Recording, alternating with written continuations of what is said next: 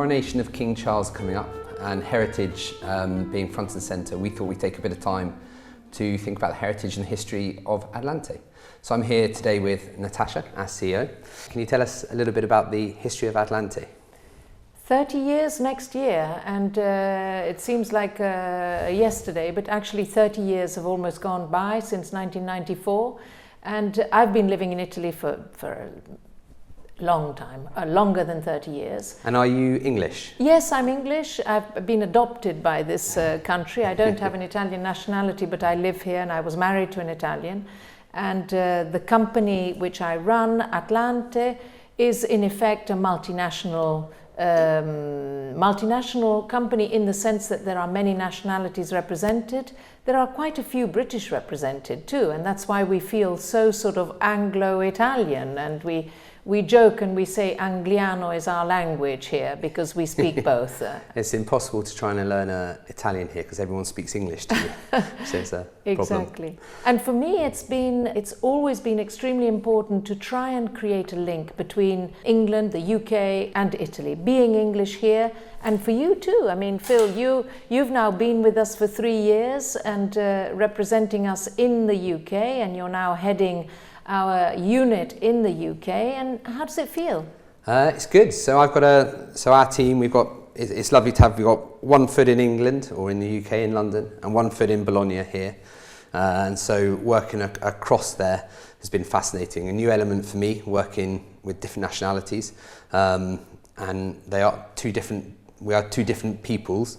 So trying to bridge that gap is really interesting, and making sure what one part of the team says is heard by the other, and vice versa. Yes, and I think this is a truly instrumental part of our business because, as you say, we are two people, we are all one. At the end of the day, we all want to have quality foods on our tables, and so whether it's us importing products from the UK and allowing our Italians to sort of taste the wonders of the UK, like cheddar or salmon or whiskey or lovely things from the UK. Equally, we want our UK people, our English people, to enjoy the best of Italian food. So I think the fact that you are actually talking the same language in the UK and we are talking the same language to the producers here is the real key to success. And so when you look across all the producers that we work with, especially in Italy, what's your sort of takeaway from working with them?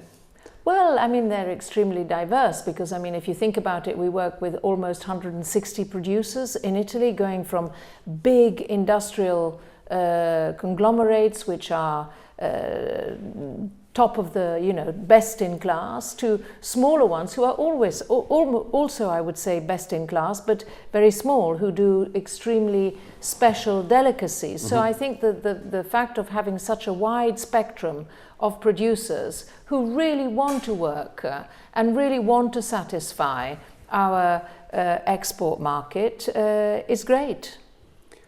And when you've seen, because you've worked doing this for a lot longer than I have, and where do you see some of the challenges with translating that ways of working in Italy and the ways of working in the UK?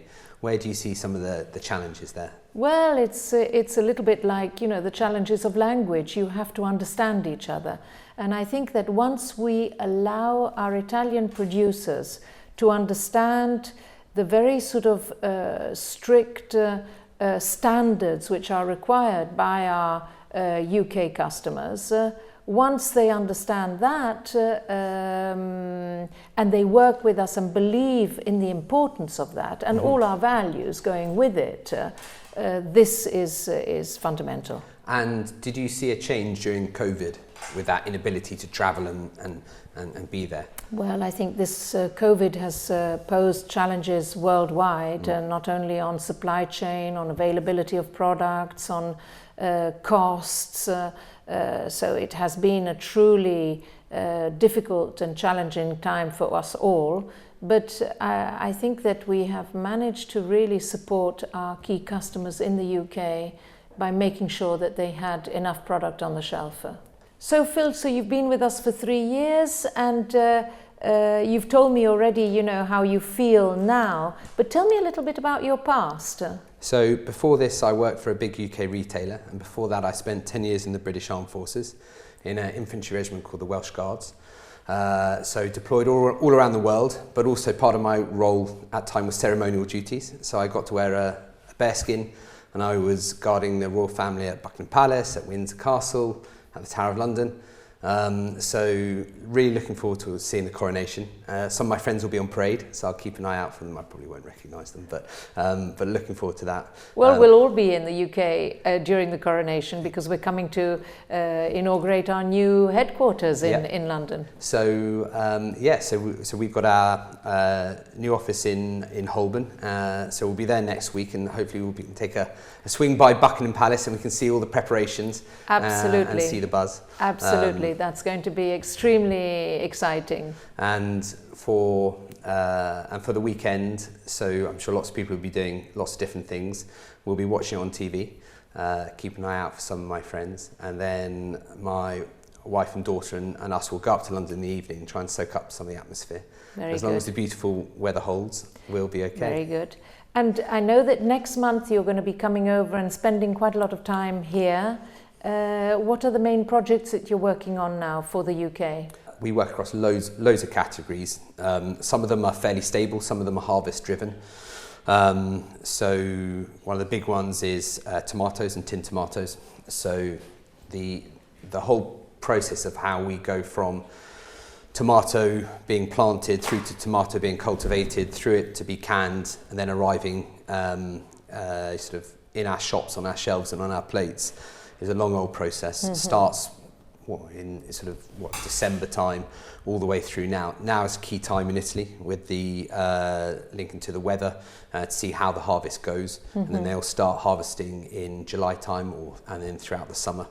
So this is a really key time to work with our producers to find the volumes that they're going to fulfill, and then to work with them to make sure that the yield and the crops and the prices that we're working with are held and managed, and that we're able to deliver those products into the UK.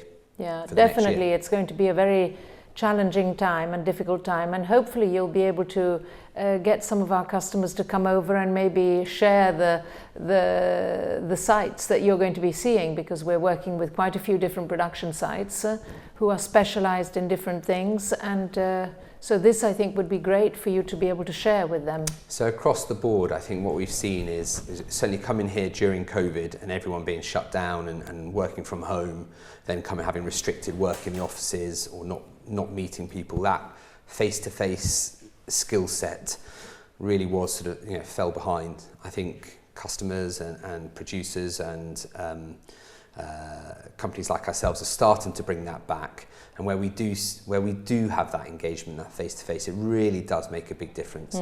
There's a real genuine educational piece to be done for us to understand our customers, for us customers to understand us and our producers. And with the churn of people turning over, that people may never have seen a tomato in a field before.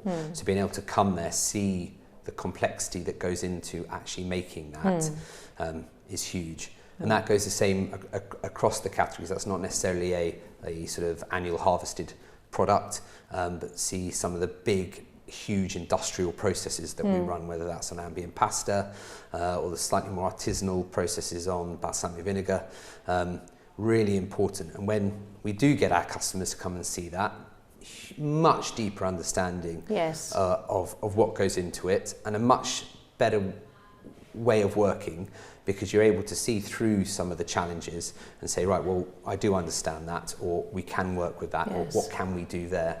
And having that, I think, is really important for the business, but also for ourselves as people, and enjoying the work that we do. As knowledge. Yeah, working from home is great and it provides huge amount of things, but actually spending time with people, interesting people, learning new things is hugely satisfying. Yes. And over the last 3 years, you really have covered a tremendous amount of different categories and understood, such a deep insight in pasta, in tomatoes, in pesto, in biscuits, in crackers, and all sorts of antipasti and wine and all the delicacies of Italy. So it's given you tremendous culture in that. Yeah, and I've had to manage what I eat as well, because I keep on trying it. But no, when you work on these massive these products which sell huge amounts, are hugely refined and efficient processes, when input costs do change, you really have to get into the detail of that. You look at pasta, and in the space of 3 months, about 50% of the price of pasta, which is the Durham wheat semolina, doubled in price. Hugely stressful for our producers, and then hugely stressful for us, hugely stressful for our retailers, and hugely stressful for the consumers who are now facing into, across Europe, a cost of living challenge. And how do we do that? How do we manage that? And there are still costs coming through, but there are pockets, especially on some of the harvested products, where we're seeing an easing of cost, and being able to work throughout back through the supply chain to be able to unlock that and pass that on to that consumer on behalf of our retailers is really, really, really important. It's really important, and I think this year it's going to be difficult for us all to manage, in a sense, those pockets, which we could call deflation, and make sure that these opportunities get to the consumer as soon as possible, because obviously globally we really want to try and contribute in a positive way to this to our planet and to the standards of living of all our people. Yeah, 100%. And when you look at, the pasta in the UK has gone from about 55p for 500 grams up to 95p in the space of a year, and so almost a doubling of price. That's huge, and for the average family trying to feed their kids such a staple like that, that's a huge stress on top of all the other myriad input costs which are driving. So if we can do our little bit to work on that and to do it in a sustainable way, I think that's really important. And talking about sustainability, I think that it's worth reminding ourselves of how much it is important for us to work in a sustainable way. Now, sustainable for us means obviously looking at the sustainability, and we have our own sustainability plan, obviously, which is required. Food safety is also an extremely important part of our organization, and as you know, we've got 12 people working in food safety, guaranteeing the legality, the food safety, and the actual quality of the products that we deliver. A supply chain, we know how vital supply chain is in the contribution of delivering the right cost. And the fact that we can actually bundle all these products together and bundle these massive volumes allows us to have these extraordinarily interesting contracts with hauliers, which we know we have our supply chain team in the UK and in Italy who are working continuously to try and make sure that trucks are full, that the deliveries are optimized, that the bundling of the products is really done in an optimal way to deliver. And I think this is where some of the key savings we're going to get are from supply chain.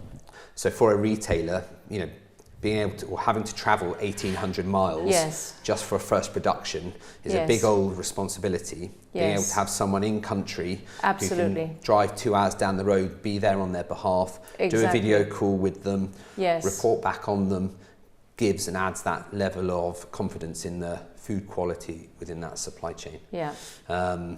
Because the risk is people cut corners. Absolutely. Try and save money, kind of for the right reason. You can see why they're doing it, because they need it to be profitable and sustainable. But if there is a standard to be met, maintaining that is hard, and requires constant supervision, constant management. None of our producers, none of us are perfect. So working within that to identify issues, react to them really quickly. On the second point on supply chain, it's been really interesting seeing the pressures that were faced last year, and it felt at one point you'd just been hit at every point. There weren't enough drivers in the UK. those drivers that were there were asking for more money. Petrol went through the roof. We then started to see port congestion, and so that steady, stable flow that we've seen for so long went out the window, and you're then having to manage by exception. Huge challenges. We've seen a stabilising effect this year, which has been good, and it feels like prices are stabilising, operations are stabilising, but there are still things, and the world is becoming a more risky, more global environment. The most recent challenge we've had was with the earthquake in Turkey. Yes. A lot of our ships that come from the south of Italy do in essence a loop around the Mediterranean. Yes. Turkey was slowing them down, and our time from port to port went from 14 days up to 17 days. Doesn't sound much, but you add that up and all of a sudden you've got a bit of an elongation of the supply chain. So being able to manage that flex between sea or rail or road is really important. We're really lucky that we have a large and high volume array of categories and products, giving us the ability to flex between those different routes, between different providers. Yes. So if one isn't working, we move to another. If one is a bit slow, we can increase on another. Yeah. And we've seen that in the last 6 months, where we moved a bit more to rail, and now we've flowed back a bit more to sea. Yeah. But being able to do that and unlock those cost savings, if we can, really important. Yeah, and also clearly nowadays, as you said, with the earthquake in Turkey or with other events which may happen at any moment, we can no longer work on the sort of just-in-time environment which we were used to. We have to make sure for our customers in the UK that we have sufficient stock. And so this has, as you know, we've worked for the last 3 years on developing a better structure within the UK, a better warehousing and a better route to market from the port to the actual depots. So I think this is also an element which has improved tremendously our service within the UK, without considering the effects of Brexit on all the various documents and everything, but we've managed that quite well, I must say. But from your perspective and seeing that global impact, what's been your take of Brexit, and has it impacted us, or has it just, or what's your view of it? Well, I think it has impacted us as an exporter to the UK much less than it has impacted exports from the UK to the continent. And we're seeing it now because we would really like to import into Italy chilled products such as smoked salmon or cheese from the UK. It's very, very difficult. The export part, there was a lot of fear at the beginning, and in fact we decided just before the date in which it wasn't sure how it was going to work to fill our warehouses to the brim in the UK to make sure that we weren't going to be stuck in some sort of queue or the other. Actually, the problems were not as bad as we thought, I must say. The bit which will be interesting is as we try and look to export from the UK back to Italy, or from elsewhere, whether that's from the US into the UK, and try and create those new flows. We'll be working to see whether the bureaucracy is as bad as it seems it is, or is it just a way of working around that? Well, last week we were wanted to get some samples from a cheddar producer in the UK, and all we needed was a few little bits of cheddar, and they had to send us a pallet of cheddar because the customs, and so it was a bit of a nightmare. So we'll have to understand better how that works, because I definitely want to import products into Italy from the UK, and I don't want bureaucracy to kill any kind of entrepreneurial initiative. So on export, Natasha, we work with a number of producers in the UK, and we're looking to expand that, try and find more products. One of the success stories that we've had is working with a really great producer in the northwest of the UK and exporting peanut butter to Italy. Can you tell us a little bit about that story and how that came about? Well, funny, because peanut butter is a real novelty in Italy. I mean, up to 2 or 3 years ago, nobody knew even what it was. And then the sort of trend of high protein started, and so people started eating nuts. And peanut butter came on the radar. And it's now listed in many websites and influencers and things like that, telling us, you know, you should use so much peanut butter a day. And in fact, our producer in the UK, who's great and does a fantastic product, 100% peanuts, from Argentina, I believe, does a wonderful product, and we've been importing it for the last year. We had some problems on the first shipments, I think, but I think the customs are now used to it.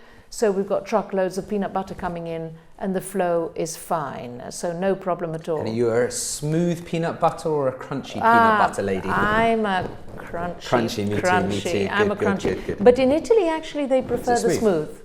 I mean, I would say 5 to 1. Wow. Yeah. Right. Great to hear that you are expanding beyond borders, Phil. Tell us about that. Yeah, so we were very lucky to meet a really awesome brand called Chia Smash, which is a preserves product made with upcycled fruit and chia seeds. Really tasty product, produced in the US on the East Coast. And we're going to be importing that, and we are looking forward to launching that with Holland & Barrett in September. So this will be the first time where we've imported US brands into the UK, so a new route to market for us, which has been really fascinating to see, working with HMRC to understand the duty on it, working with Holland & Barrett as a new customer, and to bring this here. Yeah, I think that's a fantastic achievement and great, such a special product, unique product into the UK from the United States, great achievement. So congratulations on that. Thank you, and I think it'll be interesting to see if we can source and find more US brands. Now we have an established route to market. Yes, and conversely, we're doing from the UK to the US. We are representing Faith in Nature, which is a great brand. Yeah, it's a great British brand. Great British brand, much appreciated by the Americans. So that's another success story, which has happened just throughout COVID. So with Coronation coming up, I've seen volumes increase. I guess everybody is going to be celebrating in some way or the other, whether it's going to be with traditional English food or with also a contribution from Italy, whether it be olive oil or wine or pasta, we don't know. But I've also noticed that there's a lot of specific brands in the UK now which are representing the Coronation. Yeah, so I think with all these events, whether it's the World Cup or something like that, something that captures the nation's interest, it's an opportunity for retailers and businesses to win business, find new customers, and so we've been seeing over the last few weeks loads of examples of brands doing a twist or a turn on a product and bringing a coronation element to it. Yes. So, and we've seen that in some of our categories. We did look at doing crowns for our pasta, which would have been lovely. But there's, with these events like this, being able to work with a producer to be able to do a short, sharp production run, which is engaging, which is efficient, which doesn't lose too much, I think is a really good thing to be able to do, whether that's on a branded perspective or an own branded perspective. And with our breadth of our producers, we're able to plug in some of those volumes. We often find that we're able to do them at a really efficient cost. And so where those opportunities do pop up, it's really good to take them. Well, I remember last year we did special runs on Valentine pasta, didn't we? So we did Valentine's pasta, Christmas pasta, Halloween spooky pasta. Yes. So I think there's, in the last couple of years, there's been a real push on seasonal products. Yes. We've got a really, one example was a seasonal product in pesto, summer pesto. Yes. Really interesting. It started off as a seasonal product last year, and it's now launching as a core range this year. So I think it's quite a good way of testing the water, seeing if the product works, resonates with consumers, and then making that sort of permanent.